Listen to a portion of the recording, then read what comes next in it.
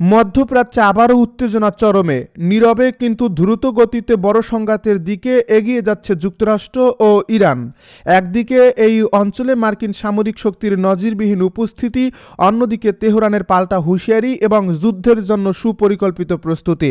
পরিস্থিতি এখন এমন এক জায়গায় পৌঁছেছে যেখানে যুদ্ধ হবে কি হবে না সেই প্রশ্নের চেয়ে বেশি আলোচনায় আছে যুদ্ধ শুরু হলে তা কোন পথে এগোবে এবং কে কিভাবে মোকাবিলা করবে।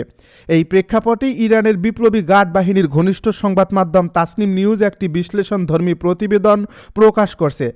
সেখানে তুলে ধরা হয়েছে যুক্তরাষ্ট্রের সঙ্গে সম্ভাব্য যুদ্ধের পূর্ণাঙ্গ রূপরেখা এবং সেই যুদ্ধকে নিজেদের পক্ষে নেওয়ার কৌশল। এই প্রতিবেদনে স্পষ্ট করে বলা হয়েছে, ইরান জানে সরাসরি সামরিক শক্তির বিচারে যুক্তরাষ্ট্রকে পরাজিত করা সম্ভব নয়, কিন্তু তেহরানের লক্ষ্য ভিন্ন। ইরান চায় যুদ্ধকে এমন ব্যয়বহুল, দীর্ঘ এবং অস্থিতিশীল করে তুলতে যাতে যুক্তরাষ্ট্র নিজের স্বার্থেই শেষ পর্যন্ত পিছু হটতে বাধ্য হয়। বিশ্লেষকদের মতে এটি মূলত একটি অসমমুখী যুদ্ধনীতি, যেখানে শক্তিশালী শত্রুর বিরুদ্ধে সরাসরি সংঘর্ষ নয়, বরং চাপ সৃষ্টি করে শত্রুকে ক্লান্ত ও দুর্বল করে ফেলা প্রায় প্রধান কৌশল। তেহরানের হিসাব অনুযায়ী যুক্তরাষ্ট্র যে কোনো সংঘাতের সূচনা করবে আকাশপথে ও দূরপাল্লার ক্ষেপণাস্ত্র হামলার মাধ্যমে। প্রথম ধাক্কায় লক্ষ্যবস্তু হবে ইরানের পারমাণবিক স্থাপনা, সামরিক ঘাঁটি এবং আইআরজিসির গুরুত্বপূর্ণ অবকাঠামো।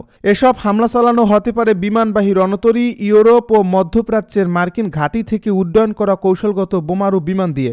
ইরানের ধারণা এই প্রথম ধাক্কা পুরোপুরি প্রতিহত করা সম্ভব হবে না, তাই তারা ক্ষয়ক্ষতি শূন্যে নামানোর লক্ষ্য নিয়ে এগিয়েছে না, বরং তারা প্রস্তুতি নিয়েছে যুদ্ধ চালিয়ে যাওয়ার সক্ষমতা ধরে রাখার জন্য। এ কারণেই বহু সামরিক স্থাপনা ইতিমধ্যেই ভূগর্ভে সরিয়ে নেওয়া হয়েছে, কমান্ডো কাঠামো বিকেন্দ্রীকরণ করা হয়েছে এবং বিকল্প নেতৃত্ব ব্যবস্থা প্রস্তুত রাখা হয়েছে যাতে প্রথম হামলায় গুরুত্বপূর্ণ নেতৃত্ব ক্ষতিগ্রস্ত হলেও সামরিক নিয়ন্ত্রণ ভেঙে না পড়ে। তেহরানের পরিকল্পনা অনুযায়ী যুদ্ধ শুরু হলে তা দ্রুত ইরানের সীমান্তে ছড়িয়ে গোটা মধ্যপ্রাচ্যে ছড়িয়ে পড়বে। ইরানের লক্ষ্য হল সংঘাতকে শুধু নিজেদের ভূখণ্ডে সীমাবদ্ধ না রেখে আঞ্চলিক যুদ্ধে রূপ দেওয়া, কারণ ইরান জানে যুদ্ধ যত বিস্তৃত হবে যুক্তরাষ্ট্রের উপর চাপ তত বাড়বে এবং আন্তর্জাতিক সমর্থন ধরে রাখা তত কঠিন হয়ে উঠবে। তাসনিম নিউজের এই প্রতিবেদনে আরও বলা হয়েছে, যুক্তরাষ্ট্রের প্রথম এই হামলার কয়েক ঘন্টার মধ্যেই ইরান ব্যালিস্টিক ক্ষেপণাস্ত্র এবং ড্রোন ব্যবহার করে মধ্যপ্রাচ্যের বিভিন্ন মার্কিন ঘাঁটিতে পাল্টা আঘাত হানতে পারে। সম্ভাব্য লক্ষ্য হিসেবে উঠে এসেছে কাতারের আল উদেইদ বিমান ঘাঁটি, কুয়েতের আলী আল সালেম ও ক্যাম্প আরফিজান, সংযুক্ত আরব আমিরাতের বিভিন্ন সামরিক স্থাপনা এবং সিরিয়ার অবস্থানরত মার্কিন ঘাঁটিগুলো। ইরান মনে করছে 2020 সালে কাশেম সোলাইমানি হত্যার পর ইরাকের আইন আল আসাদ ঘাঁটিতে যে হামলা চালানো হয়েছিল সেটি ছিল একটি পরীক্ষামূলক বার্তা। এবার সেই অভিজ্ঞতাকে আরও বড় পরিসরে বাস্তবায়নের প্রস্তুতি রয়েছে। ইরানের কৌশলের মূল ভিত্তি হচ্ছে স্যাচুরেশন অ্যাটাক, অর্থাৎ একসঙ্গে শত শত এমনকি হাজার হাজার ক্ষেপণাস্ত্র ও ড্রোন ছুড়ে যুক্তরাষ্ট্রের প্যাট্রিয়ট এবং থার্ড প্রতিরক্ষা ব্যবস্থাকে চাপের মুখে ফেলা। ইরান জানে এই অস্ত্রগুলোর অনেকগুলোই প্রতিরোধ ব্যবস্থায় ভূপাতিত হবে, কিন্তু তাদের হিসাব হলো এত বড় ঢেউ একসঙ্গে এলে প্রতিরক্ষা ব্যবস্থা এক পর্যায়ে ক্লান্ত হয়ে পড়বে এবং কিছু ক্ষেপণাস্ত্র লক্ষ্যভেদ করবেই। আর সামান্য কয়েকটি সফল আঘাতও যদি বড় ঘাঁটি বা গুরুত্বপূর্ণ অবকাঠামোতে লাগে তাহলে তা যুক্তরাষ্ট্রের জন্য বিশাল মানসিক ও সামরিক ক্ষতির কারণ হতে পারে। তেহরানের বিশ্বাস, এই ক্ষতি শুধু যুদ্ধক্ষেত্রে সীমাবদ্ধ থাকবে না, বরং মার্কিন জনমত ও রাজনৈতিক চাপকেও প্রভাবিত করবে। ইরানের অস্ত্র ভাণ্ডারে রয়েছে শাহেদ 136 কামিকাজি ড্রোন, খাইবার শেকান ব্যালিস্টিক ক্ষেপণাস্ত্র, ইমাদ সিরিজের ক্ষেপণাস্ত্র এবং বিভিন্ন ক্রুজ ক্ষেপণাস্ত্র। এসব অস্ত্র ব্যবহার করে ইরান গোটা অঞ্চল জুড়ে আতঙ্ক ও অস্থিরতা তৈরি করতে চায়। বিশ্লেষকদের মতে ড্রোন ও ক্ষেপণাস্ত্রের সমন্বিত হামলা ইরানের সবচেয়ে বড় শক্তি, কারণ এগুলোর খরচ তুলনামূলক কম হলেও ধ্বংস ক্ষমতা ও মানসিক প্রভাব অত্যন্ত বেশি। তাসনিমের প্রতিবেদনে আরও বলা হয়েছে, ইরান নিজেকে একা মনে করে না, বরং তেহরান নিজেদেরকে একটি বৃহৎ আঞ্চলিক নেটওয়ার্কের কেন্দ্র হিসেবে বিবেচনা করে, যাকে তারা প্রতিরোধের অক্ষ নামে পরিচিত করে থাকে। যুদ্ধ শুরু হলে এই নেটওয়ার্ক সক্রিয় হয়ে উঠবে বলে ধারণা করা হচ্ছে। পরিকল্পনা অনুযায়ী লেবাননের হিজবুল্লাহ ইসরায়েলের দিকে ব্যাপক ক্ষেপণাস্ত্র নিক্ষেপ করতে পারে। ইয়েমেনের হুতি বিদ্রোহীরা লোহিত সাগরে জাহাজে হামলা বাড়াতে পারে ইরাকে তেহরান ঘনিষ্ঠ মিলিশিয়ারা মার্কিন সেনা এবং কূটনৈতিক স্থাপনাগুলোকে লক্ষ্য করে আঘাত হানতে পারে। মূল উদ্দেশ্য একটাই, যুক্তরাষ্ট্রকে একাধিক ফ্রন্টে ব্যস্ত করে রাখা। এতে মার্কিন বাহিনীকে একই সময়ে ইরান, ইরাক, সিরিয়া, লোহিত সাগর এবং ইসরায়েল ঘিরে একাধিক সংকটে পড়তে হবে। আর একাধিক ফ্রন্টে যুদ্ধ মানেই দীর্ঘ যুদ্ধ, বিপুল ব্যয় এবং রাজনৈতিকভাবে আরও বড় ঝুঁকি। ইরানের যুদ্ধ পরিকল্পনায় সাইবার যুদ্ধও অত্যন্ত গুরুত্বপূর্ণ ভূমিকা রাখছে। এই প্রতিবেদনে আরও বলা হয়েছে, পরিবহন ব্যবস্থা, জ্বালানি অবকাঠামো, আর্থিক খাত এবং সামরিক যোগাযোগ ব্যবস্থাকে লক্ষ্য করে সাইবার হামলার পরিকল্পনাও রয়েছে। ইরান আমেরিকা যুদ্ধের আশঙ্কা, তেহরানের গোপন যুদ্ধ পরিকল্পনা ফাঁস, হরমুজ প্রণালী বন্ধের হুমকি। যদি ইরান ও যুক্তরাষ্ট্র যুদ্ধে জড়িয়ে পড়ে এবং তেহরান বিশ্বাস করে যে তারা জিততে পারবে, তাহলে কি হবে?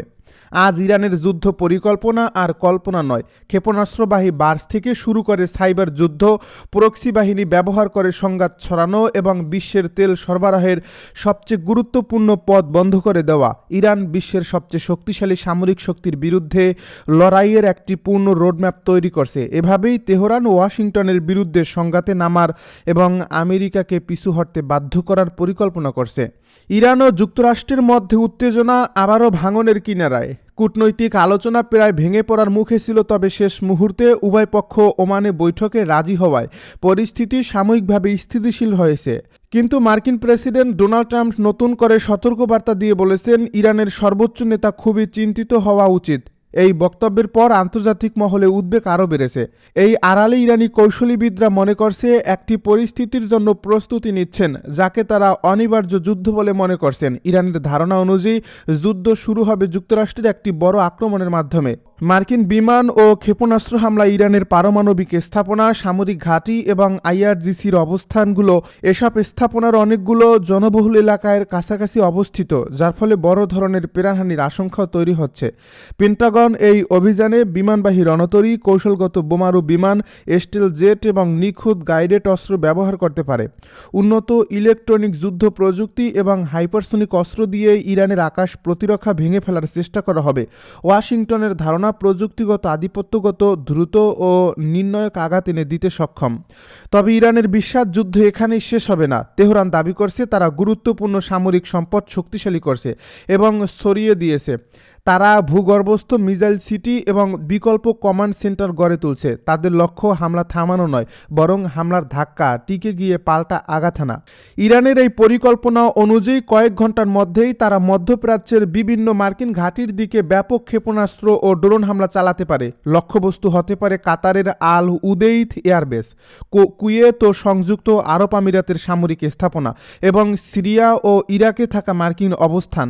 ইরানের কৌশল হলো একসাথে বিপুল সংখ্যক ক্ষেপণাস্ত্র ছুড়ে প্রতিরক্ষা ব্যবস্থা ভেঙে ফেলা। ইরানের যুদ্ধনীতি শুধু নিজস্ব ভূখণ্ডে সীমাবদ্ধ নয়, তারা যুদ্ধক্ষেত্রকে সীমান্তের বাইরে ছড়িয়ে দিতে চায়। তেহরান নিজেকে একটি প্রতিরোধ নেটওয়ার্কের কেন্দ্র হিসেবে দেখে। এই নেটওয়ার্কের অংশ হিসেবে লেবাননের হিজবুল্লাহ, ইসরায়েল আঘাত হানতে পারে।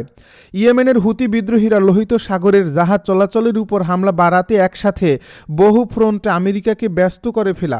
ক্ষেপণাস্ত্র ও প্রক্সি হামলার পাশাপাশি সাইবার যুদ্ধ ইরানের বড় অস্ত্র হতে পারে। ইরান পরিবহন ব্যবস্থা, বিদ্যুৎ ও জ্বালানি অবকাঠামো, আর্থিক প্রতিষ্ঠান এবং সামরিক যোগাযোগ নেটওয়ার্কের উপর সাইবার হামলা চালাতে পারে। এখন ইরানের লক্ষ্য হবে বিশৃঙ্খলা সৃষ্টি, আতঙ্ক ছড়ানো এবং মার্কিন মিত্রদের উপর চাপ বাড়ানো, যারা নিজেদের ভূখণ্ডে মার্কিন ঘাঁটি দিয়েছে। তবে ওয়াশিংটনও প্রস্তুত। মার্কিন সাইবার কমান্ড বহু বছর ধরে এই সম্ভাব্য যুদ্ধের জন্য প্রস্তুতি নিয়েছে এবং তাদের আক্রমণাত্মক সক্ষমতা ইরানের তুলনায় অনেক বেশি, যার ফলে সাইবার যুদ্ধ শুরু হলে উভয় পক্ষই ক্ষতির মুখে পড়তে পারে। ইরানের সবচেয়ে বড় শক্তি হতে পারে ভূগোল। হরমুজ প্রণালী মাত্র 24 মাইল প্রশস্ত হলেও বিশ্বের 20% বেশি তেল পরিবহন এই পথ দিয়ে হয়। ইরান বহুবার এটি বন্ধ করার হুমকি দিয়েছে। তারা সাগরে মাইন পেতে রাখতে পারে, তেলবাহী ট্যাঙ্কারে হামলা চালাতে পারে এবং যুদ্ধ জাহাজ ঘিরে ফেলতে পারে। এতে তেলের দাম ব্যারেল প্রতি $200 বেশি বেড়ে যেতে পারে, যার ফলে বৈশ্বিক অর্থনীতি বড় ধরনের ধাক্কায় পড়বে।